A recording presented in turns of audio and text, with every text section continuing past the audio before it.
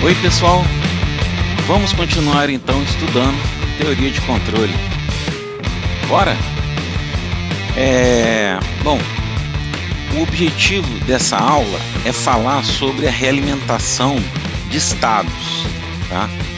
Só que antes disso eu vou falar um pouquinho sobre a estabilidade de um sistema em espaço de estados, tá?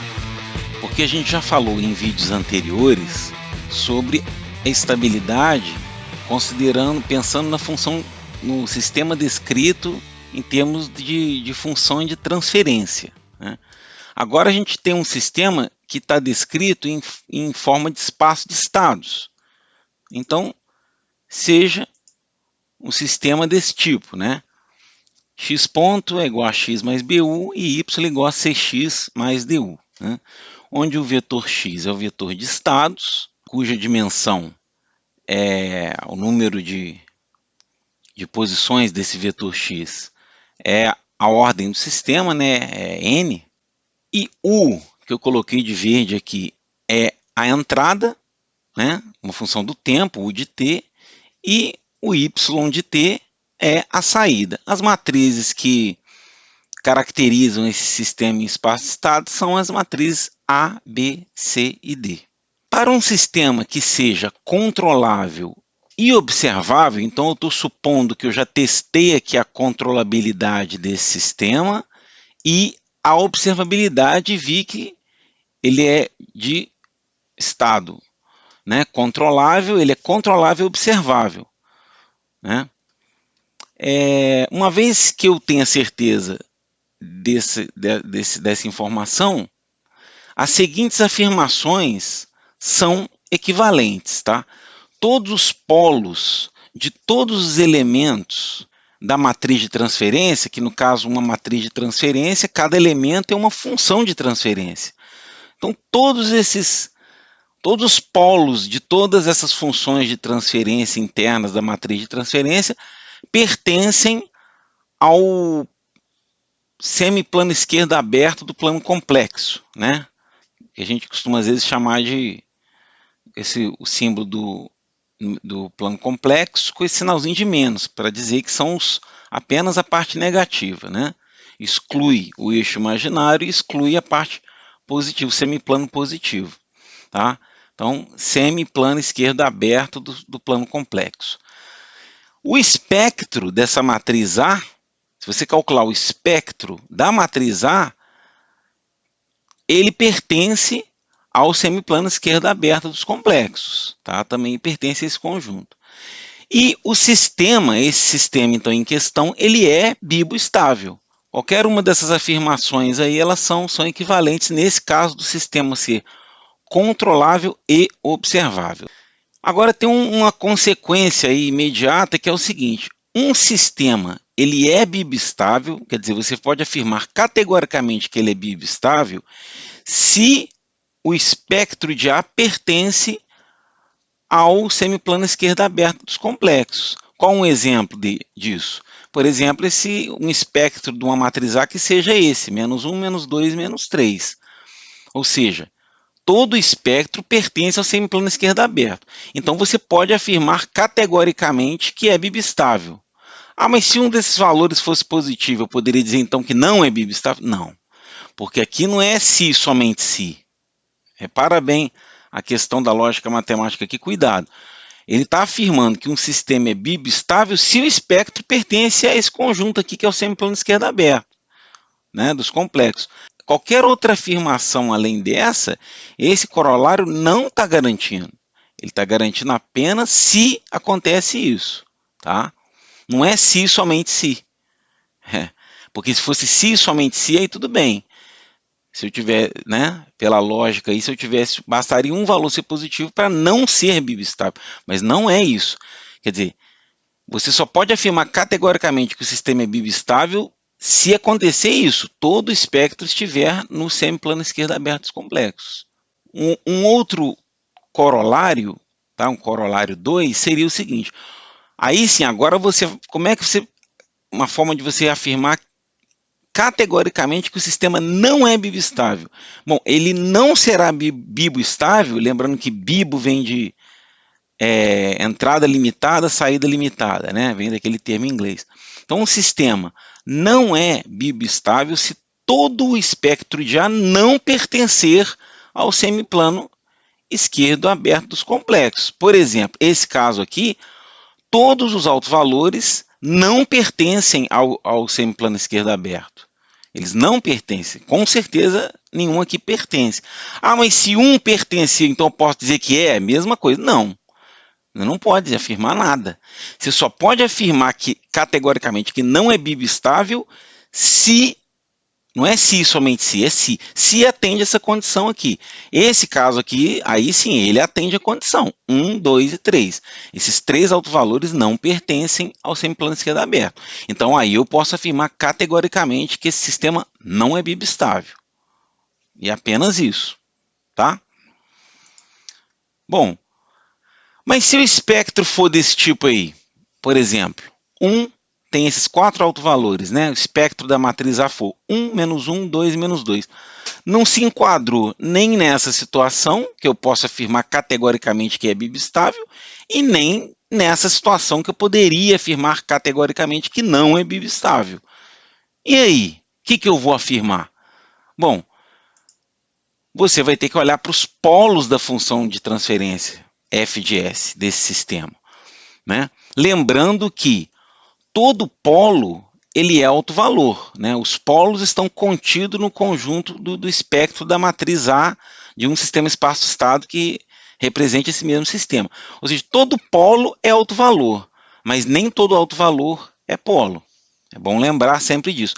Muitas vezes, os autovalores da matriz A coincidem, né, com os polos da função de transferência do sistema. A função de transferência é a saída, né, y de s sobre a entrada u de s, né, para o sistema relaxado, definida assim a função de transferência. Para muitos casos, o espectro da matriz A é igual aos polos da função de transferência. Muitas vezes, mas não 100% das vezes. Esse é que é o ponto, certo?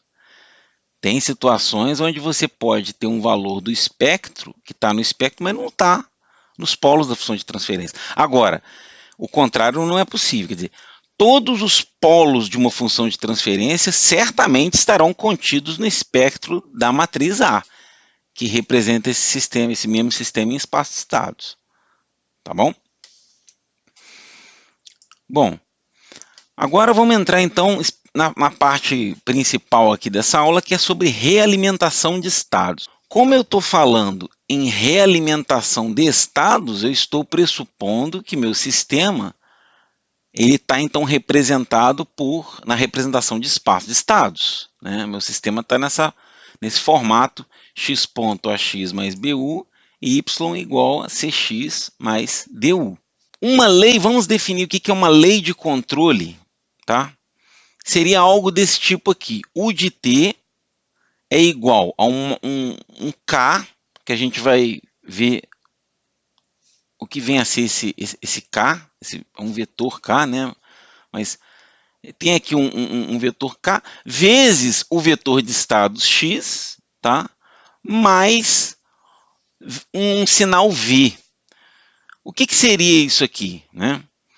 Isso aqui é denominado uma lei de controle que é uma realimentação de estados. Por que é uma realimentação de estados?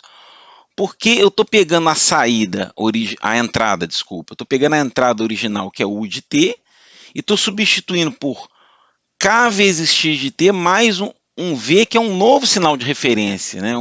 Nova entrada. O v vai se tornar, então, a minha nova entrada para o sistema se eu incluir nesse conjunto aqui de equações, eu incluir essa equação aqui, essa lei de controle, que é mais uma equação, certo? É mais uma equação. Se eu incluir essa equação nesse sistema em espaço de estados, eu estou fazendo, então, a chamada realimentação de estados. E isso representa uma realimentação de estados, porque você está usando aqui k vezes o vetor de estados, tá? Você está substituindo a entrada por k vezes o vetor de estados. É isso que caracteriza a realimentação de estados, ok? Ok. Bom, E a inclusão dessa equação, dessa lei, né, de controle, nesse sistema original aqui em cima, produz vários efeitos no sistema, tá? Ele vai afetar a controlabilidade, observabilidade, vai afetar, pode afetar a estabilidade desse sistema, torná-lo estável ou instável. Claro que você não quer tornar o sistema instável, mas vamos dizer, essa realimentação ela tem um poder grande sobre o sistema. Isso que é o recado aqui, né? Ela vai afetar uma série de características do sistema, desacoplamento, né? Enfim, ela tem uma forte influência, ela tem uma forte capacidade de modificar características dinâmicas do sistema, tá? Esse aqui que é o ponto-chave. Onde K é uma constante, a gente vai ver que é um vetor de constantes. E esse V é um sinal de referência, ou seja, a minha entrada que era U, quando eu substituir o U por essa equação, vai acabar ficando V no lugar de U aqui. V vai passar a ser, digamos, a minha nova entrada. Bom, eu usei aqui o vetor de estados para fazer essa lei de controle. E se eu utilizasse agora, a mesma coisa, porém, ao invés de usar esse vetor x, eu usar a saída y de t. Aí eu teria uma lei de controle do tipo u de t igual a esse k vezes a saída, que é y de t, mais esse sinal de referência v. O que é isso aqui? Isso aqui existe, tá? Isso chama-se realimentação, não de estados, mas realimentação da saída. Bom, essa realimentação da saída, ela é possível, mas ela é menos eficiente do que uma realimentação de estados, tá? Ela tem menos capacidade de modificar a dinâmica, como eu disse aqui, do que uma realimentação de estados. Agora, observe bem, existe uma questão aqui, né, interessante.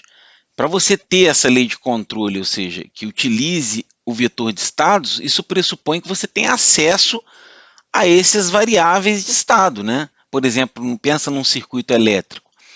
Se você tem lá várias variáveis que são estados, né? Tensões em certos capacitores, correntes em alguns indutores, enfim. Você tem lá algumas variáveis de estado nesse circuito. Se você tem acesso a esses estados, você consegue construir alguma coisa que seja desse tipo, né? Que seja K vezes essas variáveis que você consegue acessar e você faz essa realimentação lá no seu circuito. Agora, pensa num circuito que é uma caixa preta, que o circuito está lá dentro e você só tem acesso à entrada U, né? Ou às entradas a U, né? E à saída Y. Bom, nesse caso, onde você tem uma caixa preta, um sistema lacrado, né? Ou seja, que você não tem acesso aos estados, então a única realimentação possível nesse caso, em princípio, depois a gente vai ver um negócio chamado estimador de estado, tá?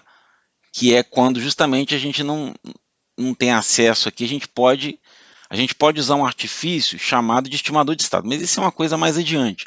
Por enquanto, se você não tem acesso aos estados, o que é possível fazer uma realimentação da saída, né? Aí sim, você faz que a sua entrada vai ser K vezes a saída mais um sinal de referência. Só que, novamente, essa lei de controle aqui de realimentação de saída, ela é menos eficiente do que uma lei desse tipo aqui. Essa lei aqui é muito mais poderosa. Bom, para um sistema, tá, com apenas uma entrada, ou seja, onde o vetor U, na realidade, seja 1 por 1, né? Só tenha uma linha, uma coluna, um escalar. Então, se eu sei que o meu vetor de estado x ele tem n linhas, né, e uma coluna, e o meu vetor de referência é 1 por 1 também, por quê? Porque você só poderia, o resultado de uma soma, né, uma coisa que é 1 por 1, só pode ser uma coisa 1 por 1 mais uma coisa 1 por 1, né? As matrizes para você somar tem que ter dimensões iguais, você não pode dar definida a soma para dimensões diferentes, né? Então, a única forma desse resultado aqui dar 1 por 1 é se a matriz K for 1 por N, né? Porque aí o produto possível, né? Porque aqui é N e N, e o resultado desse produto vai dar o quê? 1 por 1, certo? Então, esse vetor K é um vetor com n posições, né, com as constantes K1, K2 até Kn, onde essas constantes K1, K2, K3 até Kn pertencem então aos reais. Então aqui está o meu sistema original, x ponto é igual a x mais BU, y igual a cx mais DU. É o sistema que eu vou chamar de SO, sistema original.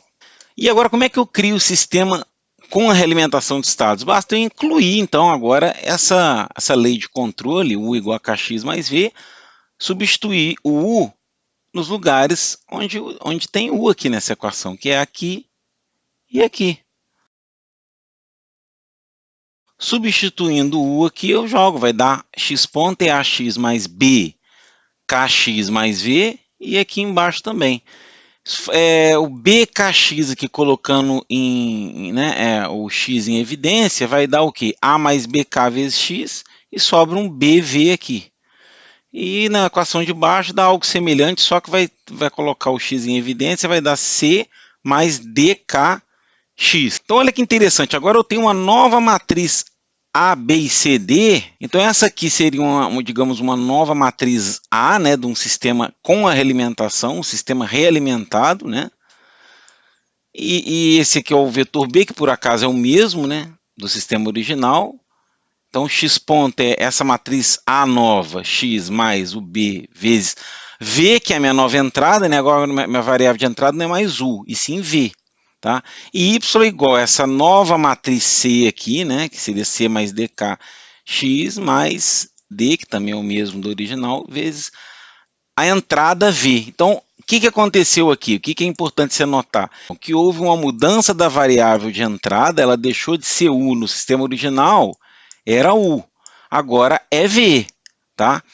E as matrizes A e C mudaram, né?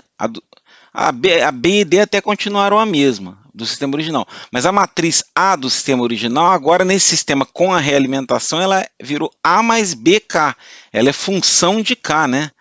Ela depende lá da minha lei de controle, naturalmente. Então o K está aqui dentro lá. O K entrou, o efeito dele no sistema está nas matrizes A e C apenas. Nas matrizes B e D, o K não afeta, né?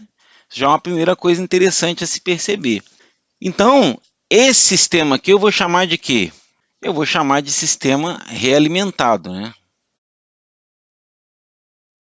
Para simplificar, eu vou usar essa sigla SR aqui, tá? Então, eu vou usar essa sigla aqui, SO, para o sistema original, que é o sistema lá, A, B, C, D, e o sistema realimentado é esse sistema que tem essas matrizes aqui, A mais BK, B, C mais DK, D.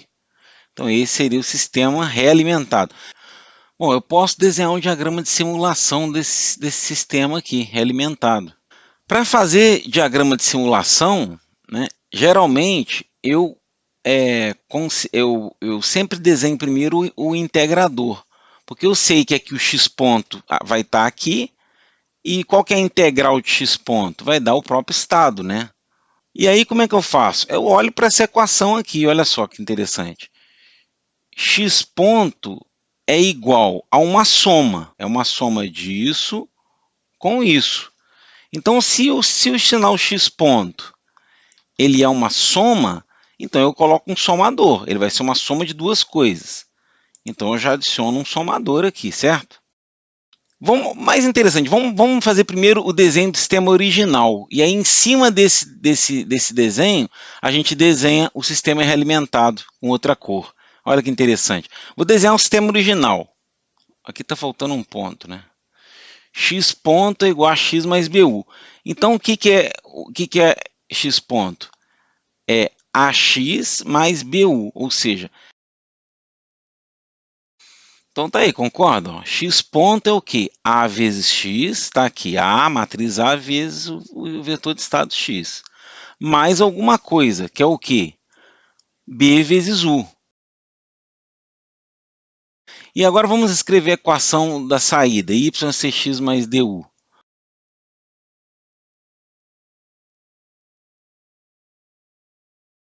Pronto, esse é o sistema original, concorda? X ponto é igual a AX mais BU, e Y é igual a essa soma aqui, ó, CX mais DU. Então esse sistema aqui representa o sistema original. Agora, como é que eu vou incluir, o que falta eu fazer para incluir a lei de controle aqui nesse sistema?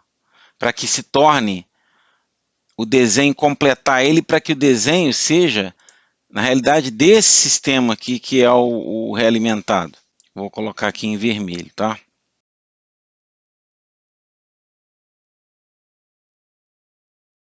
Tá aí. Olha que interessante. Então esse azul mais o vermelho seria a representação exata do diagrama de simulação desse sistema aqui, ó, do SR, do sistema realimentado.